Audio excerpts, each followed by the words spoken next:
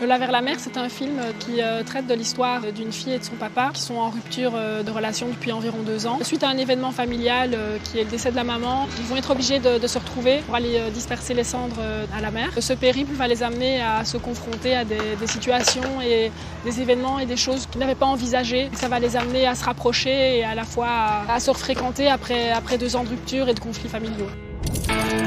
Cinébox. Lola, c'est une jeune fille de 18 ans. Elle vit en foyer à Bruxelles.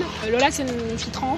Elle a aussi un parcours de vie et un parcours identitaire certainement plus compliqué qu'en général. C'est une héroïne. Elle est déterminée à réussir sa vie. Elle est pleine d'espoir, pleine d'envie. Comme il y a une page de sa vie qui va se tourner. C'est vrai que le passé, c'est pas toujours évident à affronter. Et je pense qu'elle essaie de le faire avec, je vais pas dire sans trop se prendre la tête parce que c'est pas vraiment à l'image de ce que je pense, mais elle le fait avec force, encore une fois.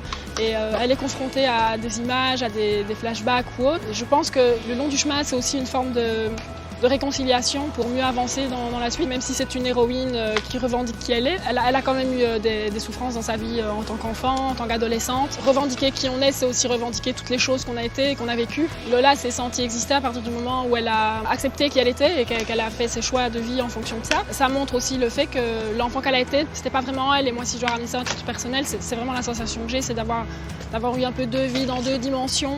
Alors c'était un dimanche, je m'ennuyais, j'ai dit ok, je vais répondre comme ça juste pour rigoler parce que je rentrais dans les critères de base. La directrice de casting m'a très vite répondu, j'ai fait une rencontre avec Laurent à Bruxelles. Il a décidé de me re-rencontrer à Paris. J'ai essayé de faire ça avec le plus d'humanisme possible et de légèreté. Je me suis dit bon, j'y vais, je me prends pas la tête.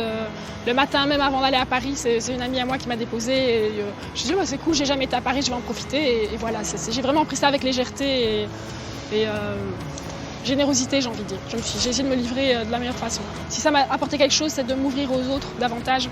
J'ai tendance à peut-être trop me refermer et à me mettre en écart du monde, alors que là, c'est une aventure comme ça, c'est plutôt s'ouvrir aux autres et se mettre à nu face à toutes les personnes avec qui on travaille pour la réalisation d'un film.